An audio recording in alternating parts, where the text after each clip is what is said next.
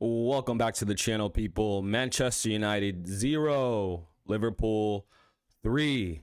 Another, I sort of predicted it, to be honest with you. Not saying I know everything, but good grief, I wasn't too optimistic about this win or this game. And, bro, they were poor, man. They were poor. Liverpool on this day, honestly, they were not playing at their best, the best that we've seen them play or expect them to be able to play, but yeah, dude, the structure, man, the setup, the starting lineup, um, it's not fluid enough, right? They're leaving the midfielders exposed, and especially it's more noticeable because the midfielders are leaving exposed are not midfielders that are good on the ball as far as getting it, receiving it, and passing it off to the respected player or whatever. And there's just no structure. So it's like, yeah, we started off with adrenaline. It seems like, oh, this might be a tough, cagey game. And then all of a sudden, the mistakes start to happen. The other team starts to kind of get a grip on it, since they're the away team. So once they start to get comfortable, figure out when to press, which looks like anytime Casemiro got the ball, that's when they started to really gang up, knowing that, he's probably going to not necessarily make a mistake, but the structure's not set up for Cass to be the only defender in there when they're being pressed. And I mean, we saw this at Real Madrid. Was he ever the only defender in there? No. Especially when, they weren't really getting pressed like that, but he was not the defender or the player that was relied upon to get the ball, then pass it off to an attacking player or start the attack. He was just the player that got the ball, won the ball through interception, through a tackle, whatever, and then gave it to Cruz or one of the other distribution midfielders. And bro, those mistakes cost us, but I won't blame those mistakes strictly on Casemiro, right? Because like I said, they're left in the midfield alone. And then Mano, again, doesn't want to be the defensive type of midfielder. I understand. That's fine. So he gets in these positions where when he does pass the ball off, maybe to a cast, he's looking to get forward in a better, more comfortable position for himself. And that, was the case for the first one. He wasn't looking, or Cass really wasn't looking, the first time pass, and they intercepted and got a pretty easy goal, man, a pretty easy goal. And then therefore we crumbled pretty much after that, I'd say. Pretty much crumbled because there was no adjustments to the midfield. You would think as the captain, Bruno's supposed to try to get the game together, get the players together, help them more in the midfield, maybe drop back a little more. Maybe that's not what the managers told him. Who knows? But I think that's where you make an adjustment if you're getting overwhelmed in that extent. And then, not even 15 minutes later, 10 minutes later, they get the second goal. And then from there, you're basically knowing that the game is over. And that's sad as a Manchester United fan to think that. I felt like back in the day when we were down 2-0, you were still like, okay, we can come back and this is going to be a good game right here. Nowadays, it's like we go down 1-0, it's like, good grief. We go down 2-0, the game's over. And it's sad to see.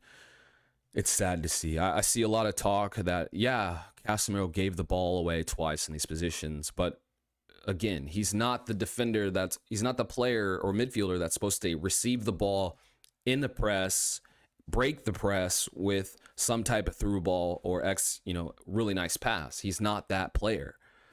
So for the manager to not identify that and not try to give him someone right beside him, or switch up or add another midfielder, have one of the attackers drop in a little more.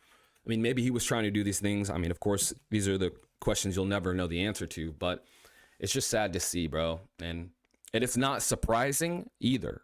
You know what I mean? Like I said at the beginning, I'm an optimistic person, but I thought this game would be a 2-0, 3-0 game to Liverpool, and that's exactly what it was. And Liverpool didn't even come out firing like that.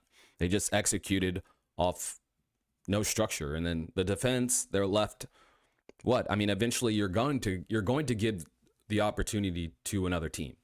And if you're giving that opportunity, scoring chances to another team that typically really executes on those scoring chances, as far as if they get a few, they normally get a goal. And I've said this before about Liverpool, so it wasn't a surprise to see them get the 2 goals. And then second half, for him to take off Casemiro, I get that he in his mind can think that it's all his fault, but it's really not. I mean, and then you replace him with a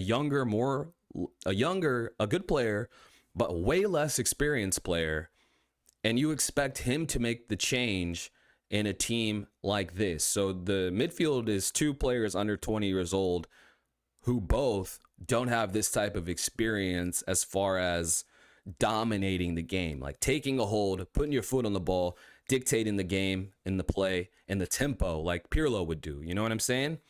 Like Pirlo maybe wasn't going to win the ball off of players, but you gave him the ball and then he dictated the flow, the pace, and everything like that. I'm not saying that these players have to live up to those expectations. I'm just saying that's the type of player you want in a team like this. And Ugarte is not the type of player. He's just another cast, except younger, so he can run faster. But he would make the same type of mistakes if he were pressed to this extent with no help in the midfield. So yeah, man, second half started off and Liverpool dominated from the get-go. You know, once Cass was taken out, that left no room for, I mean, he was the only player that yes, he's going to lose the ball, but he's going to go try to get it back just because he has experience. He understands that somebody's got to take hold of this midfield if no one else will, you know? So now we have two young guys in there, and Bruno,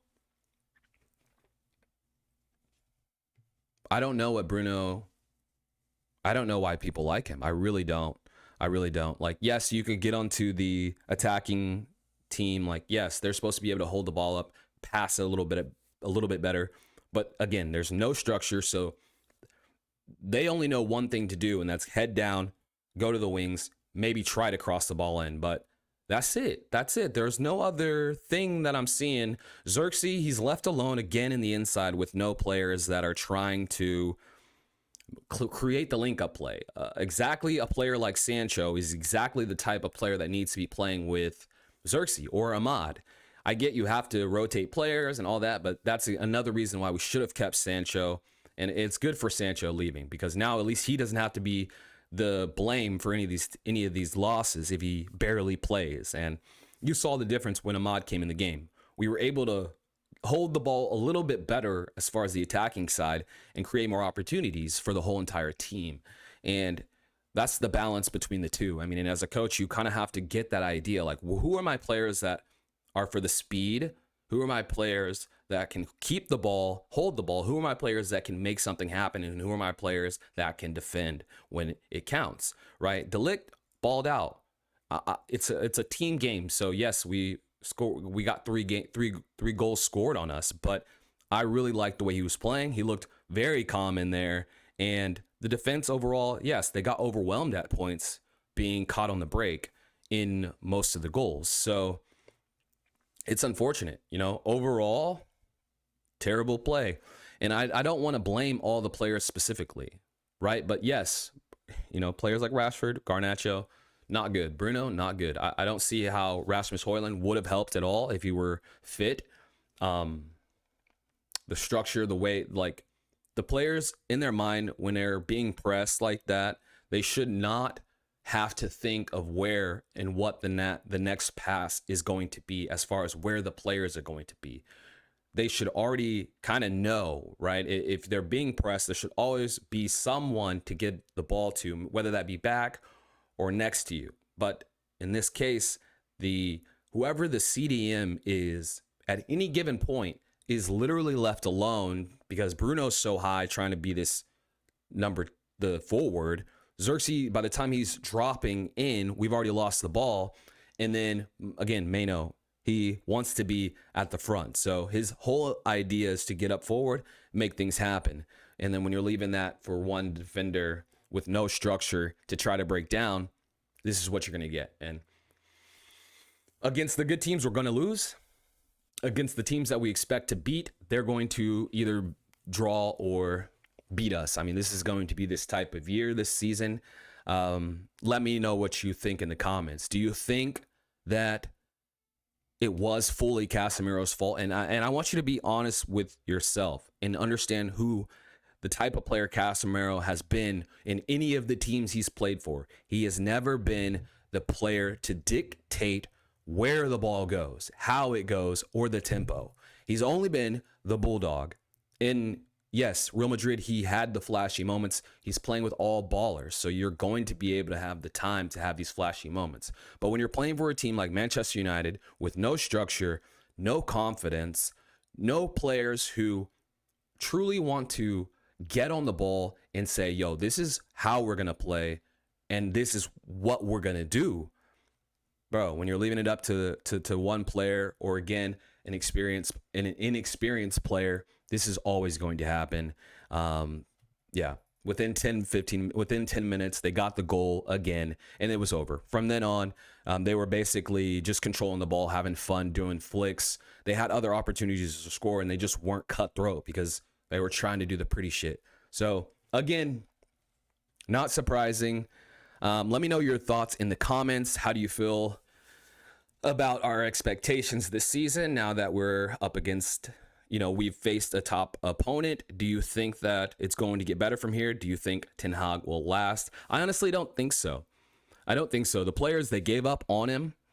I'm not going to say he's going to get fired today, but I don't see him lasting till Christmas, especially with the amount of fixtures we have and the depth we have in our team. If you're going to have to rely on players like Garnacho, Rashford, and the young players to get you through these games, if you're going to rely on players like Fernandes and Casemiro, or Fernandes and Casemiro together, it's just not going to work.